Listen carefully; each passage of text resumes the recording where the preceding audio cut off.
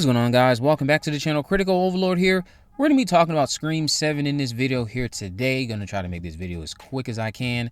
So we're doing a follow-up to a comment I made a couple videos ago about Scream 7, since I know accounts online who spread Scream news cited me being responsible for said information, because I was.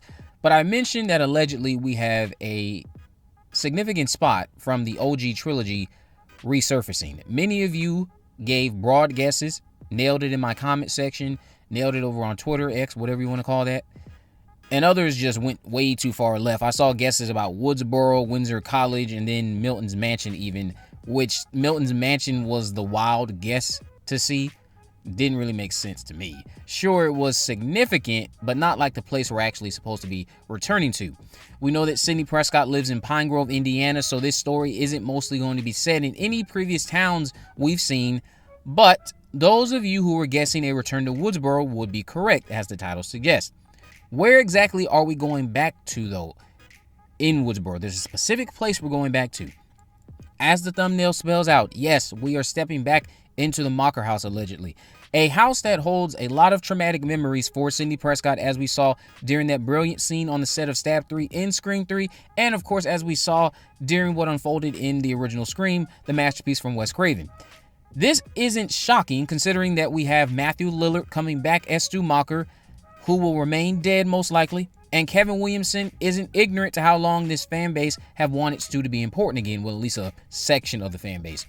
He's not going to make him alive again, but all of this just feels like Kevin and Guy's way of entertaining that section of fans, even if the payoff isn't what some would like it to be. Guy himself admitted to being a Stu fan in the past, so them finally toying with Stu in a capacity that is hopefully engaging and worthwhile while still keeping him dead shouldn't be a shocker. So he's got to be living the dream, honestly. Guy Busick, that is, getting to tackle this Stu stuff finally. Stu's house was the home of the final act once again in Scream 5, so going back to it one more time has to be for a big reason, right? It's never appeared for chucks and giggles thus far. Well, if you count what we saw in Scream 5 with Mindy on the couch watching Stab, if you want to count that. Yeah, that was the only time Stu's house was shown for chucks and giggles, and ironically, it was in Stu's house. So why is Stu's house back? What are we up to here? Well, at the time of when I mentioned we'd be going back to a significant spot from the trilogy, there were three potential outcomes that were shared with me. One of those three possibilities can be compared to the fact scene in Scream 3 at Angelina's house. And let me tell you, if they do the full context of what I was told, I think that is a solid way to get Sidney's attention and spark that paranoia that we know she has in her. Even though she's moved on, she's out of darkness, some wounds, of course, are easily opened up, and doing what they allegedly do in one of these outcomes is definitely a way to say, I'm back, Sidney Prescott. You're not safe. Your family's not safe. Duck and cover. Get out of Dodge. Now, a few of you also DM'd me about some tweets that were posted yesterday, so I'll stop playing dumb about something else related to Scream 7. Remember when I mentioned a character named Marco Davis? Yeah, so he's just a Fallbrook Hospital employee, and Ethan Embry is the one allegedly playing him. That mental patient who allegedly again is supposed to be escaping is not going to be Ethan's character, nor is it supposed to be Stu Macher. In fact, that's just low-hanging fruit right now for a Stu comeback. If you're someone who's wanted Stu back this entire time, why would you want him to just be an escaped mental patient? I don't know. Maybe I'm just not in the right headspace because I'm not even up for Stu Macher being revealed as alive. But I just want to know, if that's how you want him to be revealed, why? That just seems like low-hanging fruit. There seems to be much better ways for them to tackle Stu being alive than just saying, hey, I was in a mental asylum, and yeah. The AI route is far more engaging and appropriate for a character sleeping with rats and roaches. The return to the Mocker house is inevitably going to tie into the is he or isn't he alive angle with Stu. It's just at this point, the answer for many of us is clear. The man's dead.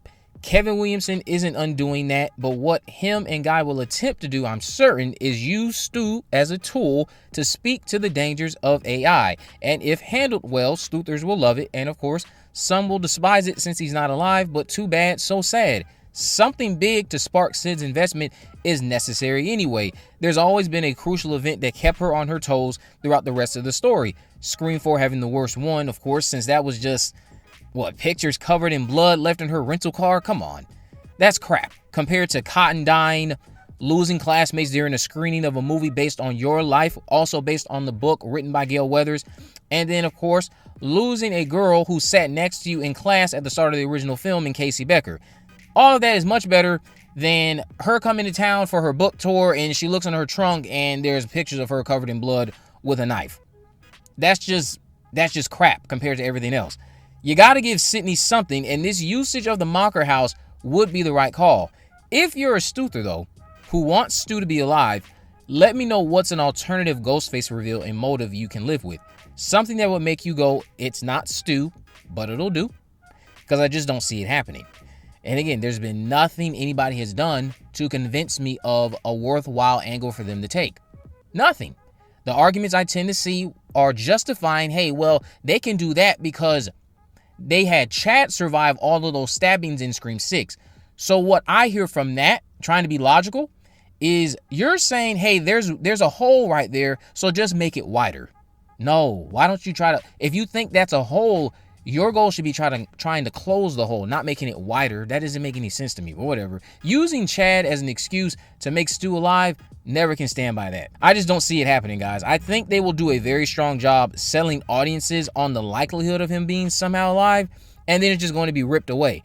All in the name of calling out the dangers of AI, which is probably going to be the strong suit of the screenplay going into Scream 7. If they can concoct something that really speaks to the dangers of AI while still having all the bloodshed and carnage that Ghostface should be bringing, and having Sidney Prescott selling the terror and threat of it all, then Scream 7 is probably going to end up being better than what many of us thought it would be, considering everything that went into getting it made.